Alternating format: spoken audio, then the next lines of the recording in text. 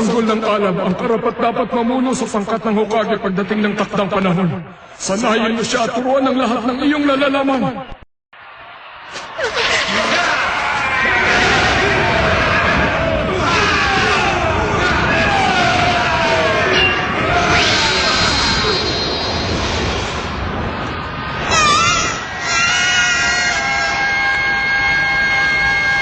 Ang sanggol na ito ang magiging pinakamahusay na mandirigma. Tatawagin siya sa pangalang Rekka. Ang paggising sa kapangyarihan ng prinsesa at ng ninja.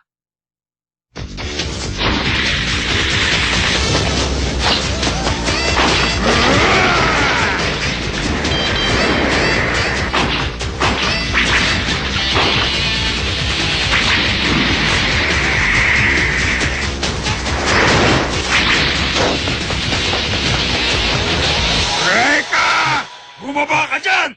Alam ko natatakot ka sa akin kaya ka nagtatago! Dahil ako si Max Beaumont, ang pinakamalakas na estudyante sa bansang ito! Ganon? Bakit naman ako matatakot sa tao naglalagay ng hikaw sa ilong? Anong ikaw? Singsing ko to, ha? Huwag na huwag mong insultuin ang singsing ko sa ilong!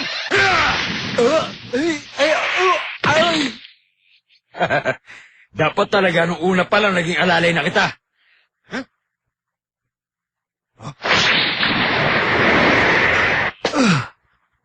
Huwag ka mag-alala, Max. Hanggang ngayon, malakas ka pa rin. Siguro ipinaglihi ka talaga ng nanay mo sa unggoy! Correction. Hindi yata sa unggoy. Kundi sa ninja.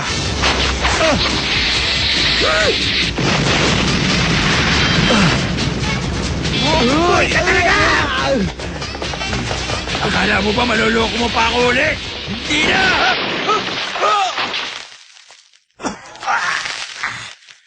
Teka! Tuwag ka talaga! Bakit mo ako inulog dito? Hindi ako duwag. Sample lang yan ang pwede mangyari sa'yo. Nagot ka sa akin kapag nakalis ako dito! Ang ninja, kailangan maagap at eksaktong bawat galaw. Anong sinasabi mo, ninja? Siraulo ka talaga! Hindi mo ba alam na wala ng ninja sa panahon ngayon?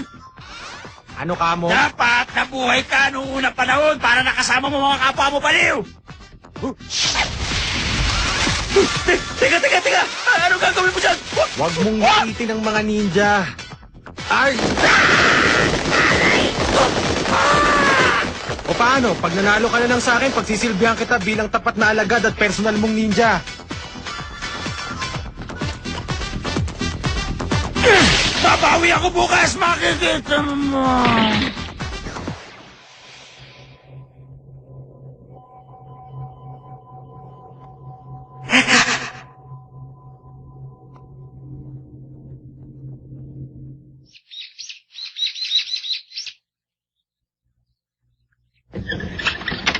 Reka Hanabishi, yan ang pangalan ko. Matagal na akong bilib sa mga ninja. Nabuhay sila nung panahon ng feudalismo at digmaan ng mga estado. Biyasa sa pakikidigma at palaging nasa likod ng bawat eksena. Pero tapat silang maglingkod sa kanilang Panginoon. Mga sundalong hindi nabibigyan ng tamang atensyon. Hindi ko alam pero bata pa ako, mahanga na ako sa kanila.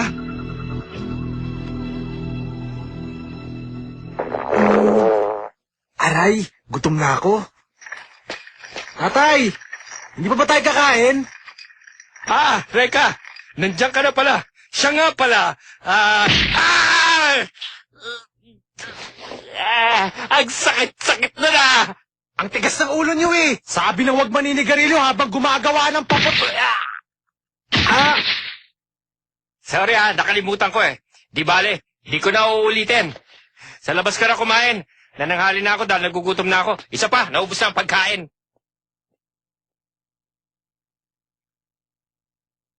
Hay, isa nga akong ninja. Isang matising ninja. Sigurado ko, ang batang yon ay si Rekka.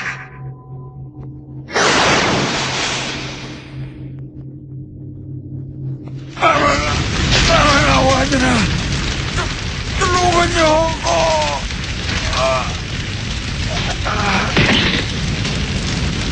Tapos na po. Masyado siya mapilit sa mga walang kwentang bagay. Alisin niyo na yan. Baka makatunog ang mga mamamahayag sa pagkawala ng kanilang ministro. Magpapahanda ako ng katulad niya para makasigurado. Ikaw ang bahala.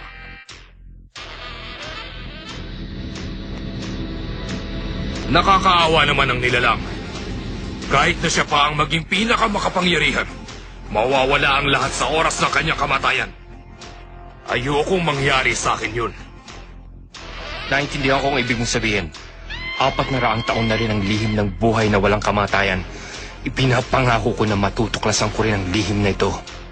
Sinasabi ko sa'yo, ako lamang ang nakakaalam tungkol sa lipi ng Hokage.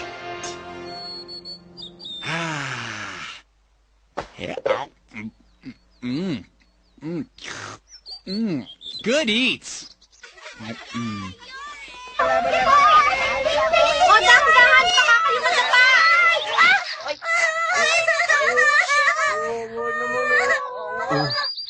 Sabi ko na nga ba eh. Huwag kang umiyak, halika. Alam mo, maya-maya lang mawawala ng sakit. Lilipad na malayo.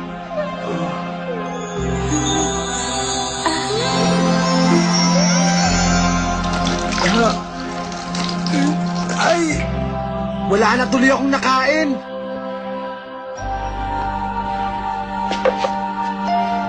Sino kaya yun?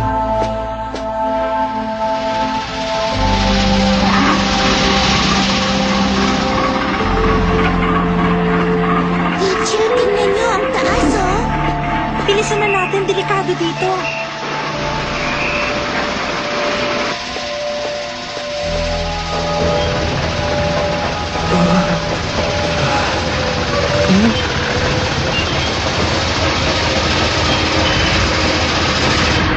Tayo na! Takbo!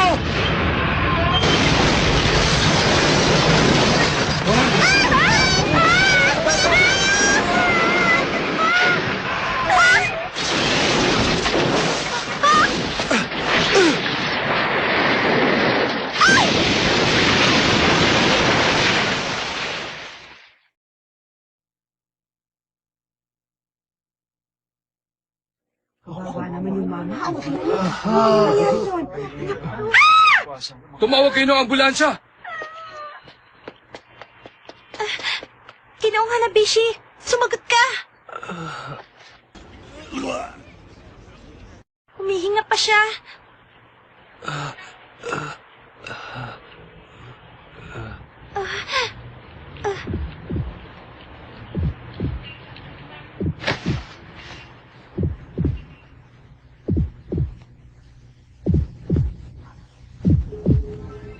Reka, iniligtas mo ko. Kung di dahil sa'yo, pakawala na ako sa mundong ito. Maraming salamat, Reka. Prinsesa. Wala yun.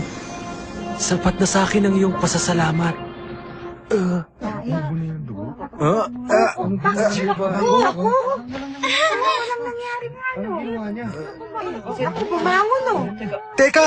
Teka, sandali. Hindi tama to. Ay, nakakahiya!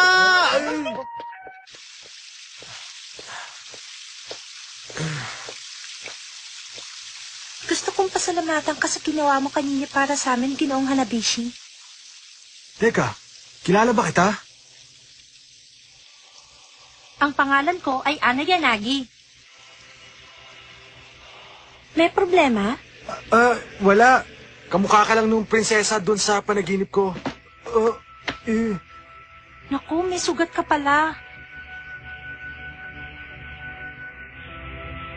Ha? Ha? Huwag ka mag-alala, magaling ka na.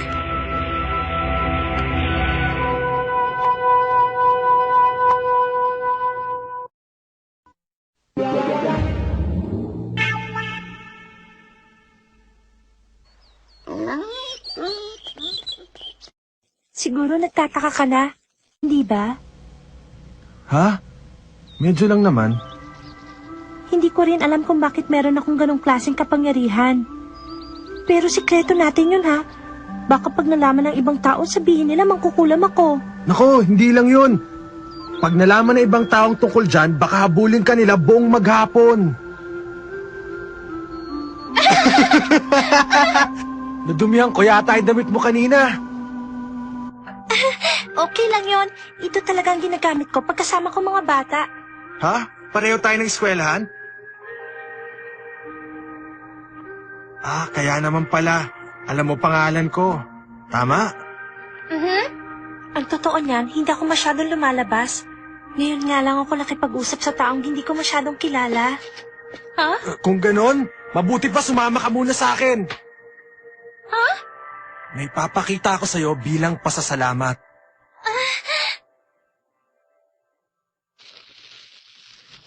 Hindi pa medyo madilim dito? Maliwanag pa kasi sa labas. Dito ko lang may papakita ang mga ginawa ko.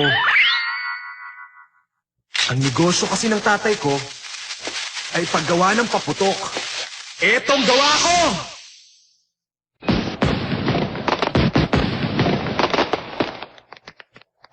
Wow!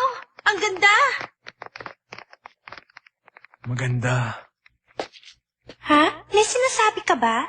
Ay, wala akong sinasabi. Ha?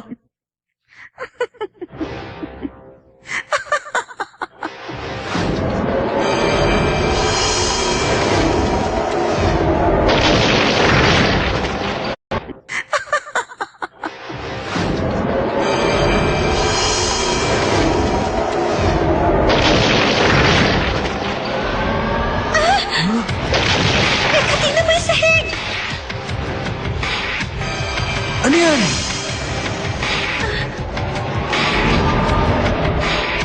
Matagal-tagal na rin kitang pinagmamasdan.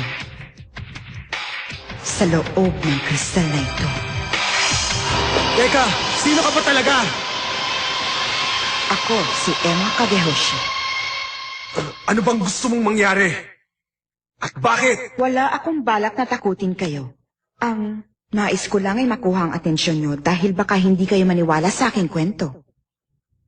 Tumigil ka na. Hindi kami interesado sa kwento mo kaya mabuti pa, umalis ka na. Makinig ka muna sa akin dahil matagal na panahon din kitang hinanap. Sa loob ng 400 taon ay hindi ako nawalan ng pag-asang makikita kita. Ano? 400 taon? Imposible yun! 400 taon ang nakalipas. May isang pangkat ng mga ninja na hindi napabilang sa talaan ng kasaysayan.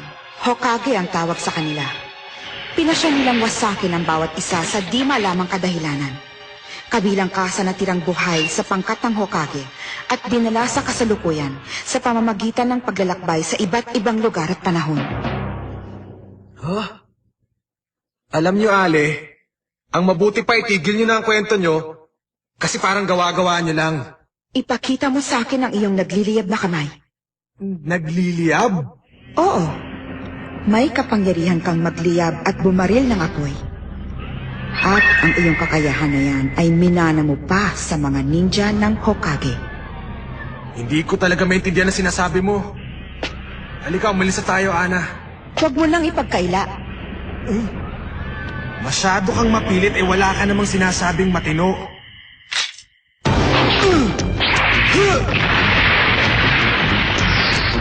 Takbo!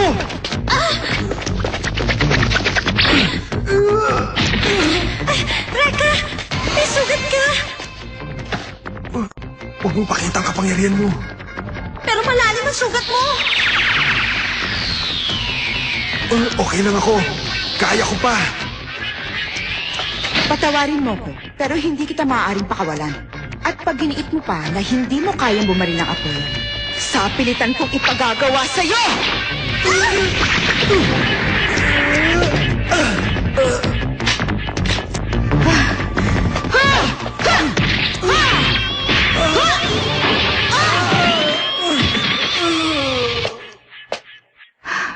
Sige na, ipakita mo na! Asar talaga. Pahama kasi itong sugat ko eh. Kailangan namin makatakas dito. Ana! Ale, hindi ko alam kung bakit mo siya inaatake. Pero nakikiusap ako, parang awa mo na. Huwag mo siya saktan. Ana! Malalim ang sugat niya at kailangang madala sa ospital. Pakawalan mo na siya. Sige na, pakiusap. Bakit hindi mo gamitin ang iyong kapangyarihan, Binibini? Gaya ng ginawa mo kanina.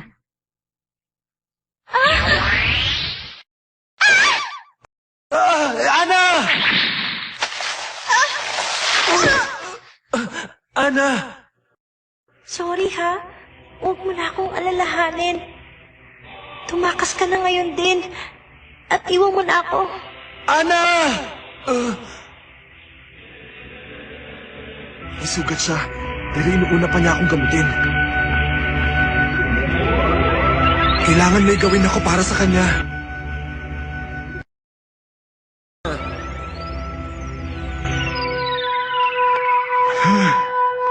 Nakapagtataka.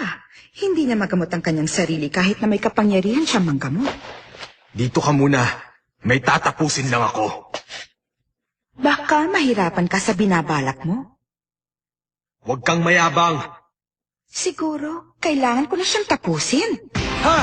Hindi mo magagawa yan! Ha! Bali, walang pausok mo dahil nakikita ko ang lahat. Humanda ka! Ang sining ng Utsusemi.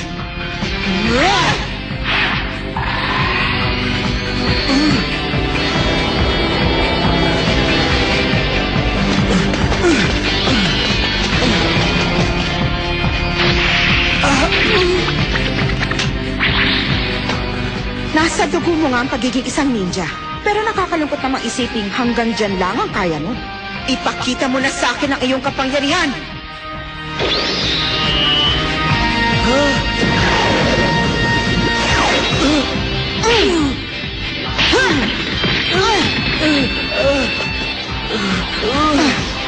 Ipakita mo na sa akin!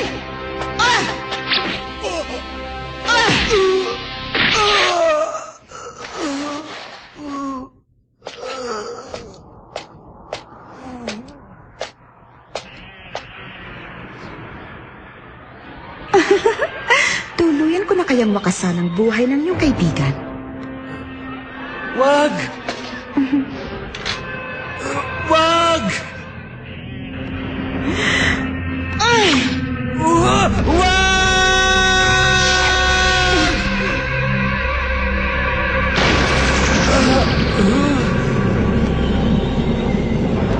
Yabang kamay ko.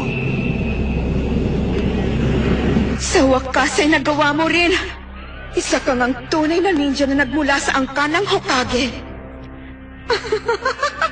Reka.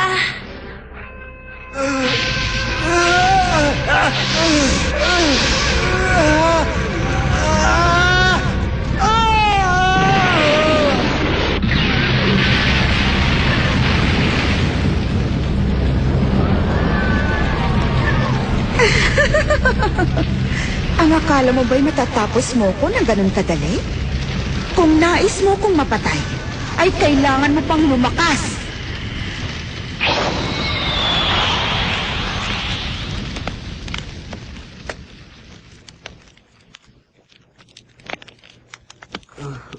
Ana!